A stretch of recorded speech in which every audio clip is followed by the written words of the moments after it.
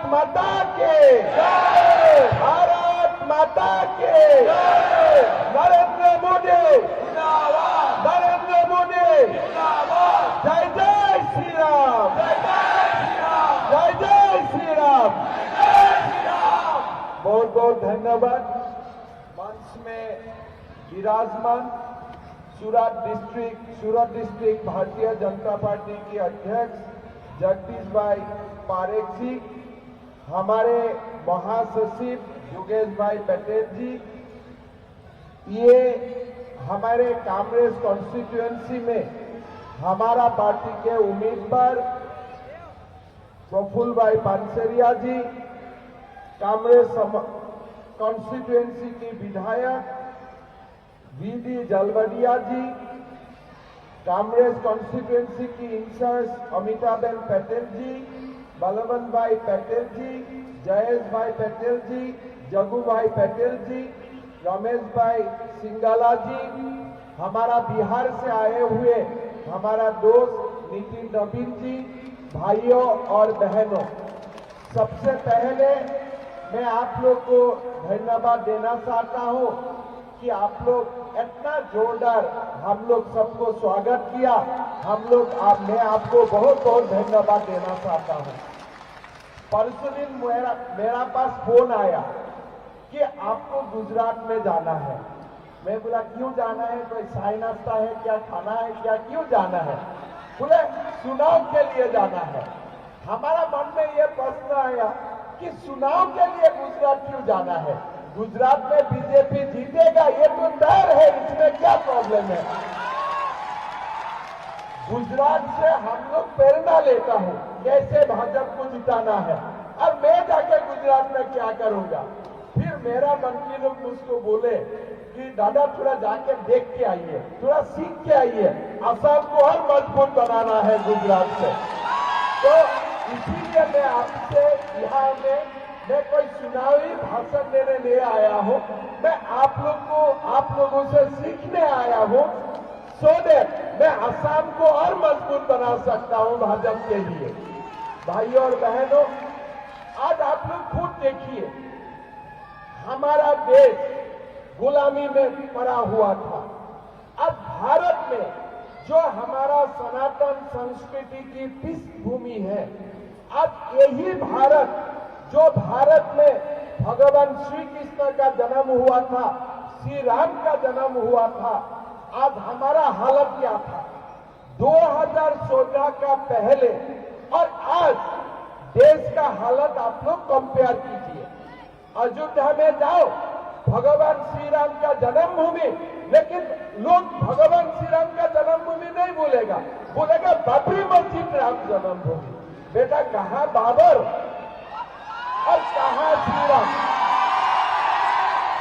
लेकिन कांग्रेस का शासन काल में कोई नहीं बोलता था कि ये राम जन्मभूमि है, सब बोलता था ये राम जन्मभूमि बाबरी मस्जिद, कोई बोलता था बाबरी मस्जिद राम जन्मभूमि। कोई राम और बाबर का बीच में कोई कंपैरिजन हो सकता है क्या? कहां बाबर था, कहां राम श्री राम है? लेकिन 500 साल हम लोग गुलामी में रहा, भगवान श्री राम को बाबर का साथ रहना पड़ा। तब क्या हुआ? देश को एक नरेंद्र मोदी का इंतजार था। आज नरेंद्र मोदी जी प्रधानमंत्री बने, किसका बाबर कहां निकल गया अभी किसी का पता नहीं। अभी बाबर नाम ही खत्म हो गया। अयोध्या में जाओ, क्या बन रहा है? भगवान श्री राम का मंदिर बन रहा है। अरे बाबरी मस्जिद, अरे भैया छोड़ दे, कहा बाबरी था, कौन सा बाबर है? 2014 का पहले आपको बताया जाता था भैया यहाँ में बाबरी मस्जिद है, आधा राम का आधा बाबर का। अरे भारत में कभी राम का आधा हो सकता है कि पूरा भारत ही श्री राम का है, पूरा भारत ही कृष्ण का है? लेकिन उसमें भी बंटवारा था। अब देश का देखो, अब कश्मीर में जाओ, बोले इसमें झंडा अलग होगा, गुजरात में आओ, असम में आओ, झंडा अलग। अब देश का कॉन्स्टिट्यूशन कौन सा है? बोले देश का कॉन्स्टिट्यूशन जो अम्बेडकर जी ने बनाया था वो देश का कॉन्स्टिट्यूशन है। कश्मीर का कॉन्स्टिट्यूशन कौन है? कोई फारूक से कोई ऐसा लोग ने बनाया हुआ था, वो उनका कॉन्स्टिट्यूशन है। फिर लोगों ने मांग किया, श्यामा प्रसाद मुखर्जी कश्मीर तक चला गया, बलिदान दिया कि देश में 370 धारा खत्म होना चाहिए, देश में एक निशान एक विधान होना चाहिए, कोई दो कॉन्स्टिट्यूशन नहीं होना चाहिए। कांग्रेस बोला बाप रे बाप, आप ऐसा बात मत करो, ये भयानक पाप हो जाएगा। अरे राहुल बाबा, ये कैसा पाप है? एक देश में क्या दो विधान चलेगा, दो निशान चलेगा? नरेंद्र मोदी और अमित भाई मिलके 370 का सूत्रा साफ कर दिया। क्या हुआ? देश में कोई गड़बड़ी हुआ? देश में कोई हल्ला हुआ? कुछ नहीं हुआ। लेकिन वही कांग्रेस हम लोग का दिमाग में डाल दिया था कि देखो भाई, अगर बाबरी मस्जिद में कुछ होगा तो देश में भयंकर हल्ला हो जाएगा। 370 हटाएगा तो जम्मू कश्मीर तो खत्म। लेकिन आज जम्मू कश्मीर में आप अमरनाथ यात्रा पर भी जाओ, जम्मू कश्मीर देखने के लिए भी जाओ, कोई प्रॉब्लम नहीं है। रात 2 बजे में भी जाओ, रात 9 बजे में भी जाओ। ये कांग्रेस ने एक मानसिकता का निर्माण किया कि भाई देश में अगर आपको रहना है तो आपको गुलाम बन के रहना है, आपको कभी भारतीय बन के रहने का अधिकार नहीं है। आज देश बदल रहा है। अब देखिए, मुसलमान महिला है, बेचारा एक मुसलमान बेटियों का शादी होता है, गुजरात में रहता है, हस्बैंड चला गया दुबई में। अगर गलती से उनका कोई फ्रेंड भी मोबाइल में तलाक भेज दिया, वो तलाक हो गया, शादी खत्म। हम लोग मानता हूं कि शादी तो भगवान तय करके भेजता है, किसका साथ किसका शादी होना है, ये तो 7 जन्म का रिश्ता होता है। लेकिन देश में क्या हुआ था? 7 जन्म को छोड़ो, खाली एक मोबाइल में आपको व्हाट्सएप देना है, शादी खत्म। अरे देश ऐसे चलता है क्या? मोदी जी ने तलाक को खत्म किया तो बोला नहीं, देश का मुसलमान नाराज हो जाएगा। कोई नाराज नहीं हुआ। आज उत्तर प्रदेश में मुसलमान मां बहन मोदी जी का स्वागत करता है, मोदी जी को बहुत वोट डालता है, कोई प्रॉब्लम नहीं हुआ। कांग्रेस का समय में आपका संसद में गान बारूद लेके आएगा, संसद में गोली कांड होगा। कांग्रेस क्या करता है? सीआरपी का जो जवान का निधन होता है, उनका मेमोरियल में फंक्शन करता है। मुंबई में 26/11 हुआ, कांग्रेस क्या करता है? पाकिस्तान का डिप्लोमेसी नहीं करूंगा। अरे बाबा, डिप्लोमेसी हो ना हो उसमें हमारा क्या फायदा है? कुछ तो करो। प्रधानमंत्री मोदी जी देश का नेतृत्व हुआ, उन्होंने 2 साल बम फुटाया, हमने 10-12 फुटा दिया, झमेला खत्म। ना आगे अभी कोई मुंबई कांड है, ना अभी कोई संसद कांड है, कोई कांड देश में नहीं है, कोई कांड नहीं है। ना बोफोर्स कांड है, ना कोई शेयर बाजार का घोटाला है, ना कोई 26/11 है, ना कोई संसद कांड है, कुछ भी नहीं, कुछ भी नहीं। आज आप लोग सोचिए, गुजरात ने देश को क्या दिया?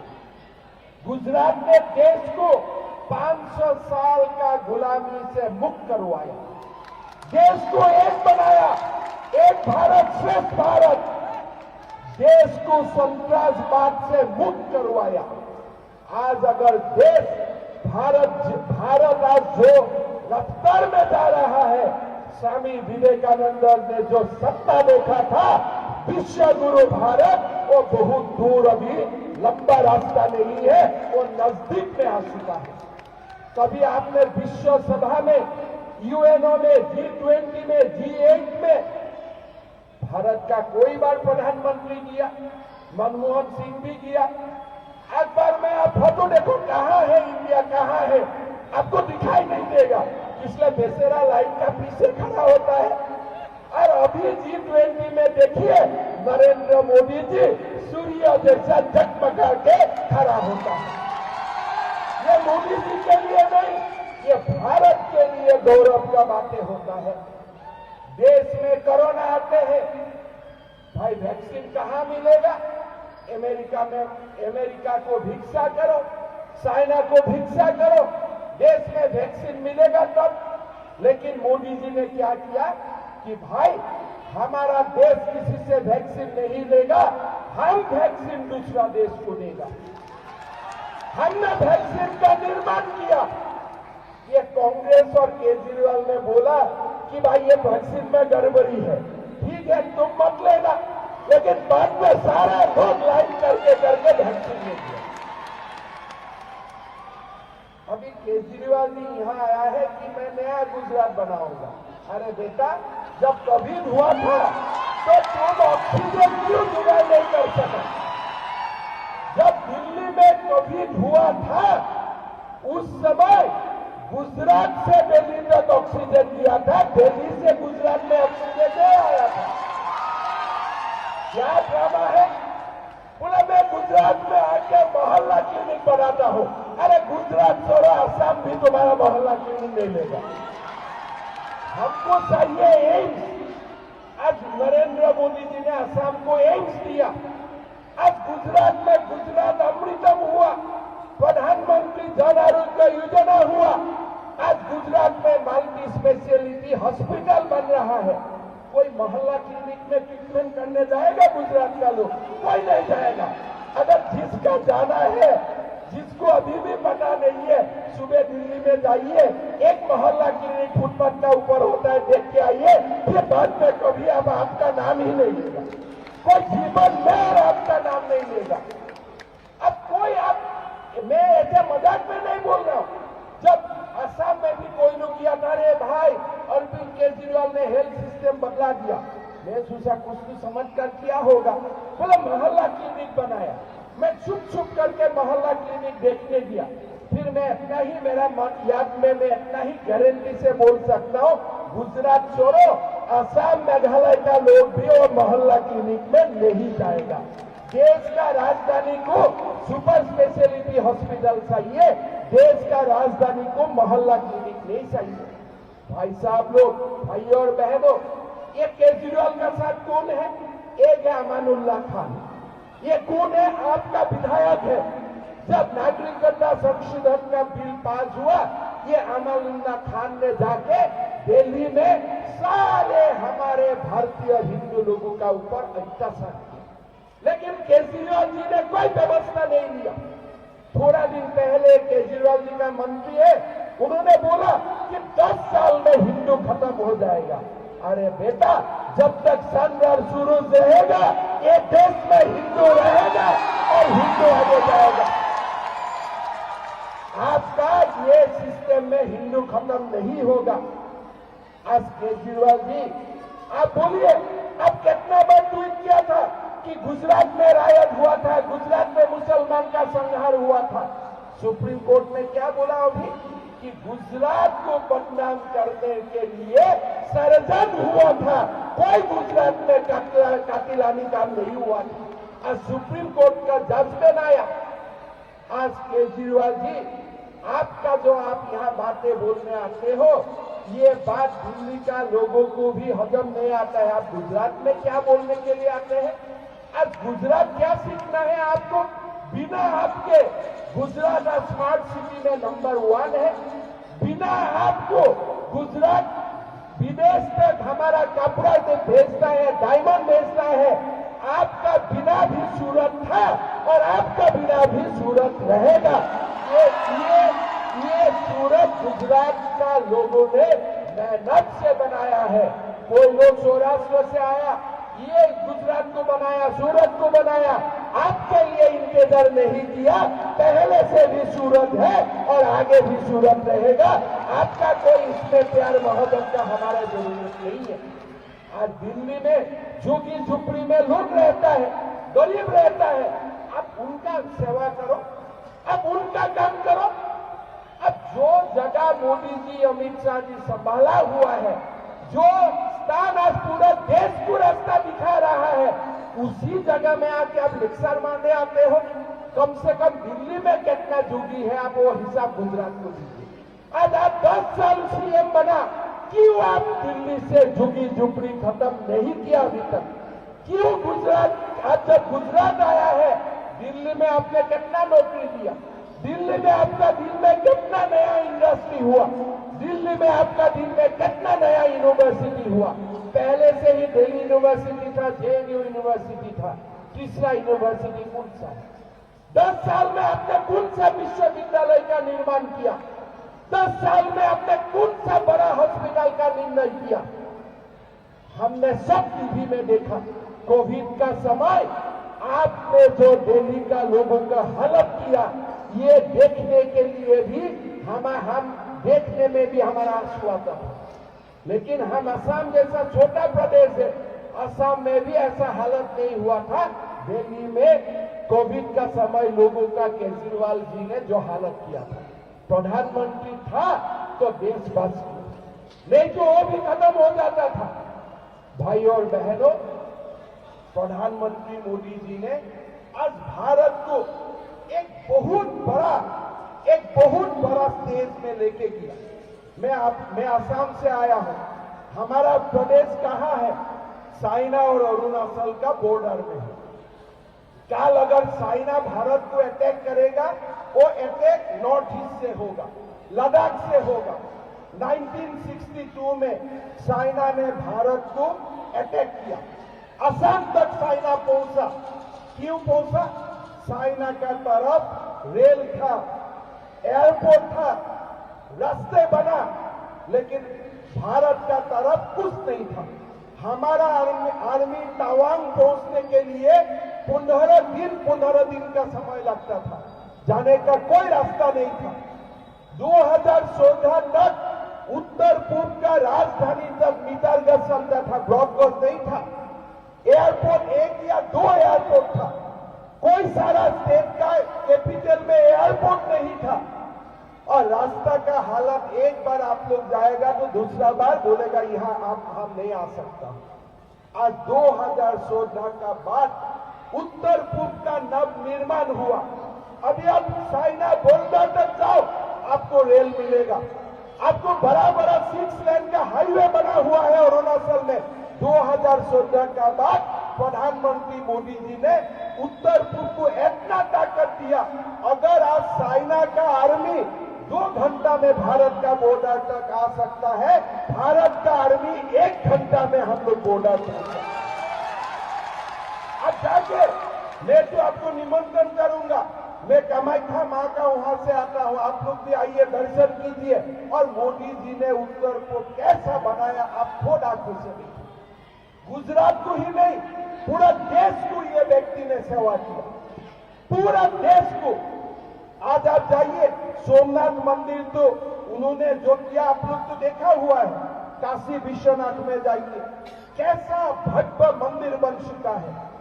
आज आप उज्जैन में महाकालेश्वर में जाइए, कैसा बड़ा मंदिर बना है। आगे क्या था?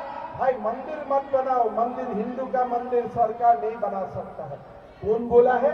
ये हिंदू का मंदिर नहीं है, ये भारत का सांस्कृतिक धरोहर है और ये जरूर बनना चाहिए। प्रधानमंत्री मोदी जी ने रास्ता दिखाया। अभी हमने भी निर्णय लिया कि मां कामाख्या का मंदिर हम भी निर्माण करेगा। कोई सारा स्टेट में आज निर्णय लिया कि हम भी सारे भारत का जितना मंदिर है हम लोग बढ़िया से निर्माण करेगा। मोदी जी सबको रास्ता दिखाया, मोदी जी ने हम लोग को रास्ता दिखाया। जब मैं सीएम बना तब हमने देखा कि असम का सरकार का बजट हॉस्पिटल में जाएगा नहीं जाएगा अलग बात है, लेकिन मद्रासा में जरूर जाएगा। 800 मद्रासा सरकारी खर्चा से चलता था। हम भी थोड़ा मोदी जी से प्रेरणा लिया और हमने बोला मद्रासा खत्म करो भाई, और मद्रासा नहीं चलेगा। तो मद्रासा खत्म हुआ। मुझको दिल्ली में एक न्यूज़पेपर टीवी वाला ने मुझको एक इंटरव्यू में बुलाया, हेमंत जी असम में मद्रासा बंद हो गया, आगे जाके आपका क्या इरादा है? मैं बोला जो बसा कुसा है उसको भी बंद करने का इरादा है। हमें इनको बोला कि मुसलमान बेटा बेटियों को डॉक्टर इंजीनियर बनाना है, इमाम बनाना नहीं है। सरकार का काम है डॉक्टर इंजीनियर बनाना, इमाम बनाना नहीं है। तो बेचारा चुप हो गया कि आप सचमुच करेगा। मैं बोला करेगा नहीं, कर लिया हूं, खत्म, काम खत्म है अभी। तो ये देश को ये प्रेरणा कहां से मिला? मोदी जी से मिला। हर सरकार अपने आप को आज ताकतवर महसूस करता है। भाई हमारा पास पैसा है, हमारा पास पॉलिसी है, हमारा पास नेता है। स्वच्छ भारत से लेकर आपको कोविड का वैक्सीन तक, बड़ा बड़ा इंफ्रास्ट्रक्चर से एम्स तक आज एक नया भारत का निर्माण हो रहा है। ये नया भारत कहां से निर्माण हुआ? ये नया भारत का निर्माण ये गुजरात का पवित्र भूमि से शुरू हुआ। ये गुजरात का पवित्र भूमि से शुरू हुआ। आज आप देखिए सरदार वल्लभ भाई पटेल कितना देश का बड़ा नेता था, देश को यूनाइटेड किया। आज अगर भारत नाम है वो सरदार वल्लभ भाई पटेल के लिए वो नाम है। आज वल्लभ भाई पटेल को भारत रत्न कब मिला? 1947 में देश का स्वाधीनता हुआ। 1991 में जाके वल्लभ भाई पटेल को भारत रत्न मिला। देश में आप देखिए आज केवड़िया में वल्लभ भाई पटेल का इतना बड़ा प्रतिमा हुआ। कभी राहुल गांधी आया? कभी राहुल गांधी आया? कभी केजरीवाल जी वहां में किया? आप लोग देखिए, उनके लिए गांधी ऊपर है, पटेल कोई मायना नहीं रखता है, लेकिन गांधी का कोई भी होगा वहां भी वो चला जाएगा, शायद वो ओरिजिनल गांधी का हो या डुप्लीकेट गांधी का, जो भी गांधी का हो वो लोग चला जाएगा। एक बार मुझको दिल्ली का एक पत्रकार ने पूछा कि आप गांधी परिवार के बारे में ऐसे बोलते हैं। मैं बोला नहीं, मैं गांधी परिवार के बारे में कुछ नहीं बोलता हूं। बोला आप तो बोला। मैं बोला मैं कभी महात्मा गांधी के बारे में एक सब बोला? वो तो भगवान है हमारे लिए। नहीं, आप महात्मा गांधी के बारे में कुछ नहीं बोला। क्या मैंने राजमोहन गांधी के लिए बोला? नहीं बोला। तो बोला आप किसके? मैं बोला तब मैं किसके लिए बोला? बोला आप राहुल गांधी के लिए बोला। मैं बोला भाई वो गांधी टाइटल कैसे आ गया उस फैमिली में? टाइटल कैसे आ गया? वो भी तो एक घोटाला है ना, वो घोटाला का भी तो एक इंक्वायरी होना चाहिए। आप देखिए मोतीलाल नेहरू, जवाहरलाल नेहरू, फिर आपका आ गया फिरोज जी, फिर ये गांधी कैसे बन गया? कोई तो इसमें भी तो घोटाला है, उसमें भी तो एक ईडी होना चाहिए, इसमें भी तो एक सीबीआई होना चाहिए। आज मुझने किसको बोला कि भाई राहुल जी इतना दौड़ रहा है, आपका क्या ओपिनियन है? मैं बोला मेरा कोई ओपिनियन नहीं है, इसलिए रोज रोज पैदल मारना हमारा भी काम है। भगवान ने तो हमको पाव दिया है, साइंटिस्ट ने ही तो गाड़ी दिया है, लेकिन पाव तो भगवान ने ओरिजिनल तो पाव ही है, तो लोगों को तो पाव में चलना है। मैं आपका फिर भी व्यू क्या है? मैं बोला इतना ही है कि राहुल जी आपका चेहरा ऐसा बनना चाहिए जो चेहरा में लोगों को महात्मा गांधी दिखाई देता है, वल्लभ भाई पटेल दिखाई देता है, सद्दाम हुसैन जैसा दिखाई नहीं देना चाहिए। मैंने इतना ही उनको परामर्श दिया। भाई इलेक्शन गुजरात में है, आप दौड़ रहा है तमिलनाडु में, आप पैदल कर रहा है कोई जगह में, हिमाचल में चुनाव हुआ, आपका कोई नजर भी नहीं है। तो ये आप देखिए कि क्रिकेट मैच में आप बैटिंग करने नहीं आते हो, खाली 12 मैन बन के आप खाली अपना पेविलियन में बैठा रहते हैं। चुनाव होता है तो दूसरा जगह चला जाता है, चुनाव पूरब में होता है तो पश्चिम में चला जाता है। तो ऐसा देश को कांग्रेस ने ऐसे करके देश को दुबला कर दिया। आज 2014 सन का बाद मोदी जी ने देश को ताकत दिया, विश्व में ताकत हुआ है। आज विश्व मानते हैं कि भारत एक बहुत बड़ा आर्थिक शक्ति बन चुका है। ब्रिटेन ने भारत को, ब्रिटिश ने हुकूमत किया था भारत का ऊपर, तब कोई रिवेंज लिया नहीं लिया अलग बात है, लेकिन आज मोदी जी ने उसका भी रिवेंज ले लिया। ब्रिटेन को हमने पीछे कर दिया। ब्रिटेन का इकोनॉमी से भी भारत का इकोनॉमी शक्तिशाली हो गया और 2029 तक भारत देश वर्ल्ड का थर्ड इकोनॉमी होगा। अगर 25 साल का जो अमृत काल है, हम लोग सब अगर मोदी जी को ताकत देगा, मोदी जी का साथ चलेगा, ये स्वाधीनता का अमृत काल में हम चाइना और अमेरिका को भी पीछे कर देगा। भारत का इतना ताकत आज का दिन में है। मैं आप लोग का सामने इसलिए ये बात बोला कि आप लोग का कितना महसूस होता है मेरा मालूम नहीं है, लेकिन गुजरात का लोगों ने देश का ऊपर बहुत बड़ा उपकार किया। आज अगर उत्तर पूर्व का इतना विकास हो रहा है, आज अगर जम्मू कश्मीर का एकत्रीकरण हो रहा है, विकास हो रहा है, अगर आज श्री राम जी का भव्य मंदिर बन रहा है, अगर आज देश का हर प्रदेश में एक एम्स हो रहा है, अगर आज देश का हर प्रदेश में 6 लेन का हाईवे हो रहा है, ये इसलिए हो रहा है, इसलिए गुजरात का जनता ने नरेंद्र मोदी नाम का वो शक्ति को भारत को तोहफा दिया। ये जो चुनाव आ रहा है, ये चुनाव हमारे लिए इम्पोर्टेंट है। क्यों इम्पोर्टेंट है? ये 2022 का चुनाव परिणाम निकालते गुजरात का 2026 के लिए लोगों का माइंड सेट हो जाएगा कि मोदी जी को तीसरा बार के लिए प्रधानमंत्री बनाना है। अगर गुजरात का विजय भव्य होता है, अगर गुजरात का विजय हम लोग 150 पार कर लेता हो, तो देश में मोदी जी के लिए एक बहुत बड़ा महल 2022 से ही शुरू हो जाएगा। लोग 26 का इंतजार ही नहीं करेगा, 22 से ही लोग शुरू हो जाएगा कि और एक बार मोदी सरकार, ये शुरू हो जाएगा देश में।